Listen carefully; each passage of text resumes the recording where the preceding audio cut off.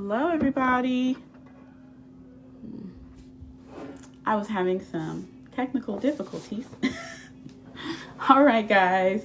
It's Sade Messiah here from L&B Counseling. I was trying to log on with my laptop, and that was giving me problems. So now I'm on my phone. So hopefully this shall work. Okay, so today we're going to be talking about mindfulness, and I don't know if anybody was already waiting in the queue, but since I'm already a few minutes behind, I'm going to get started. I know a lot of you guys review these videos after they've already gone live, and so I'm just going to get right into it. Okay, so today, mindfulness. A little bit about why we're doing these Behind the Door series is because here at L&B Counseling, we really want to break the stigma of counseling. We want you to know that there's no special pixie dust magic that we are sprinkling behind our office doors with our clients or even virtually now. But rather, there are awesome tools out there that are easily accessible, and that's what we want to do. We want to make them accessible for you all, okay? So again, today we're going to be talking about mindfulness, and I hope this information is super helpful to you.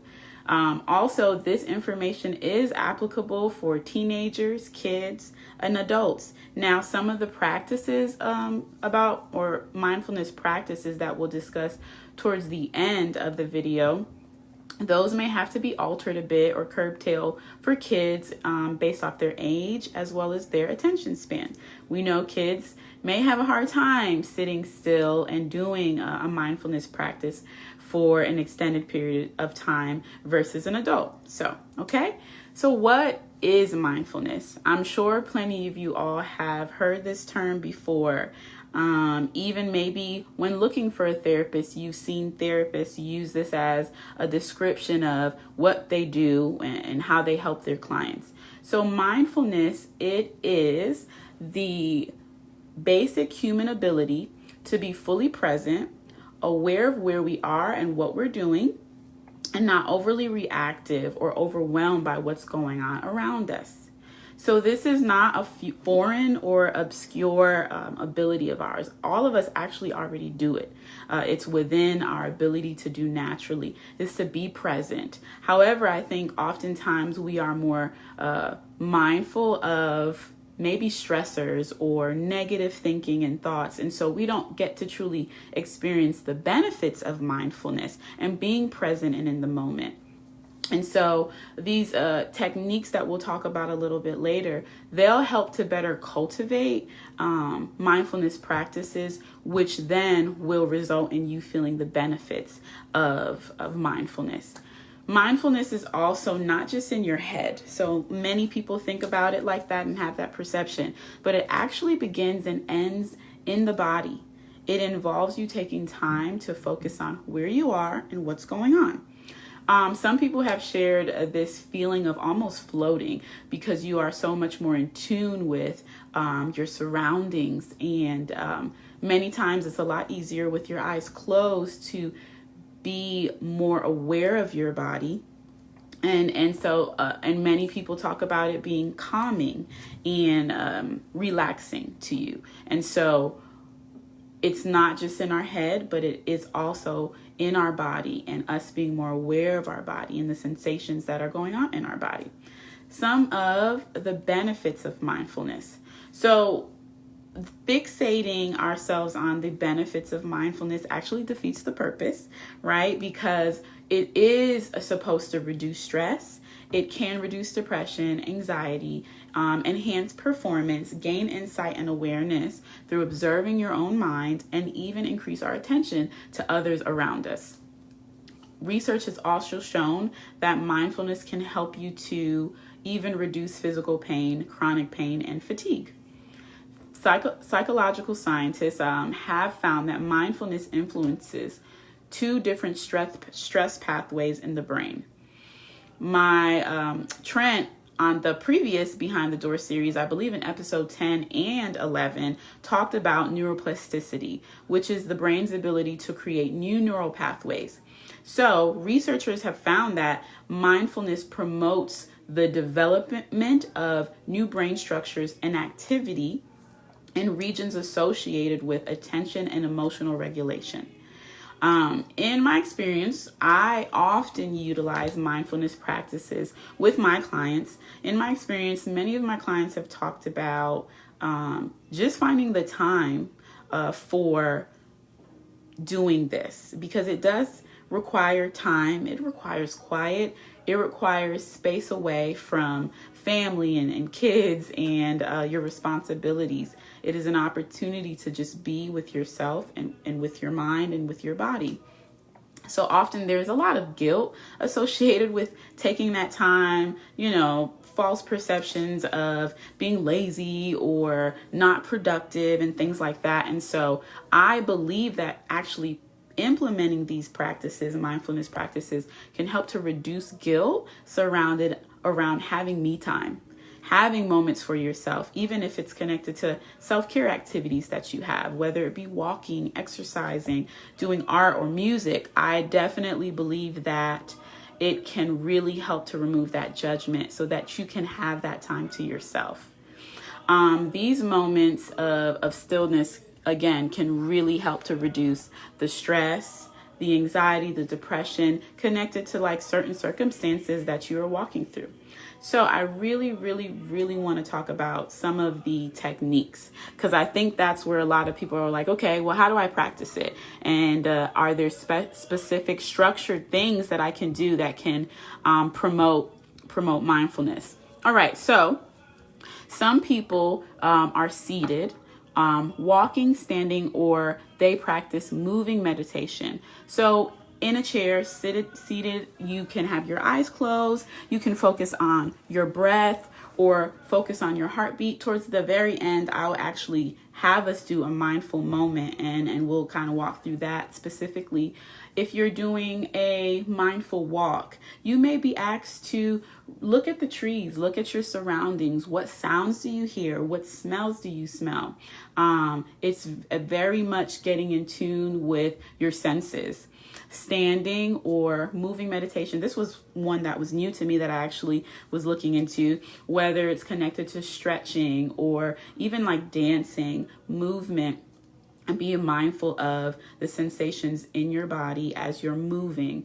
And then lying down, which is probably my favorite, when doing especially a mindfulness meditation, which you guys can find on YouTube. All you have to type in is mindfulness meditation. The Calm app also is a resource to you guys that, provides some of these meditations also. But lying down will frequently cause you to feel that floating sensation, be more in tune with gravity, as well as fall asleep. Okay.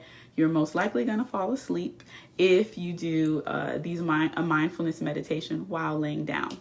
Short pauses inserted into your everyday. These short pauses are really helpful, not just when you're feeling stressed, but even in a time of your day where you already feel relaxed.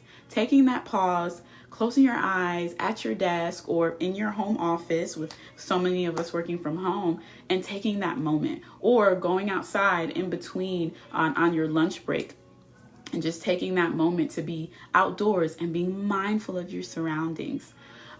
Third, merging meditation practices with other activities like yoga and sports. And so I know most of you probably have heard the term mindfulness connected to yoga, because there are a lot of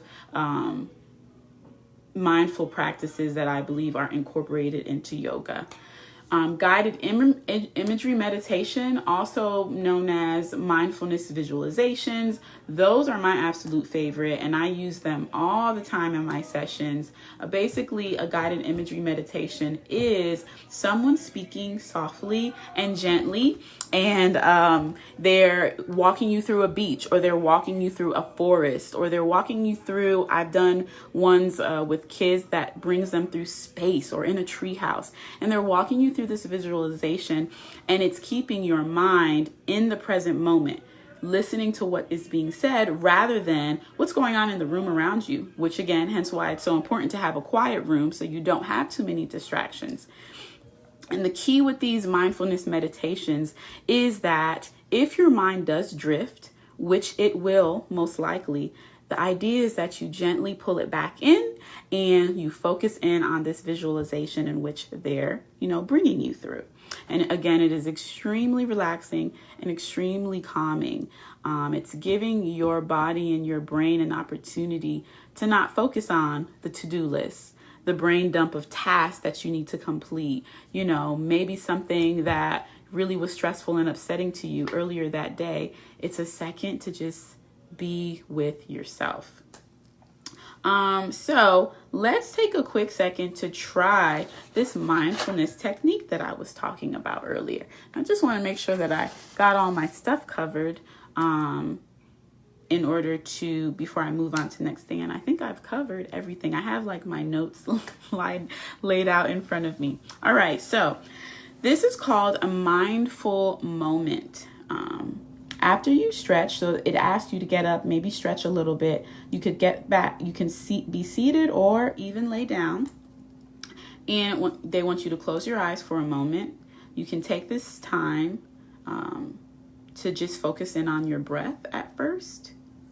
And just notice what your breathing feels like in your body. If, you just ran up a flight of steps, be still for a second. Focus in on your breath. Listen to your breath.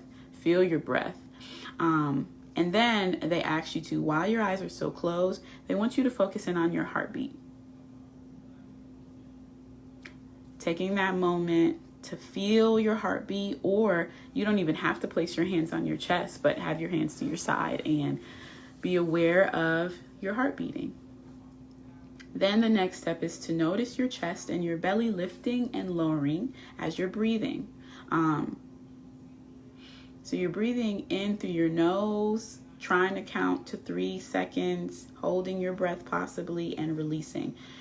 That's a form of rhythmic or deep breathing that can really promote mindfulness and focusing on whatever area of your body that they're asking you to focus on, okay? Then the next step is to notice the sounds around you and the sounds inside of you, okay? Which is very interesting. I've never heard that one before, but notice the sounds around you. Again, focusing in on your breath as well. Still breathing, but listening to what you can hear. Take the moment that you need, and then you take a few more moments just to be still. Just to be still. So that is a complete mindful moment that may take you no more than 5 minutes. And so these practices don't have to be an hour long. And so earlier when I talked about carving that time out of your day in order to implement these practices, hopefully on a consistent schedule, it doesn't have to be a long thing. It could be 30 minutes. There are mindfulness meditations that are only 5 minutes, or mindful breathing exercises that are only 5 or 10 minutes. And so it doesn't have to be, when am I going to find the time to do something that sounds amazing, that sounds very relaxing. It doesn't have to take all of your time or all day. So that is, to sum it all up, that is what mindfulness is. It is a basic human ability, just reviewing, summarizing here, the basic human ability to be fully present and aware of where you are and what you are doing.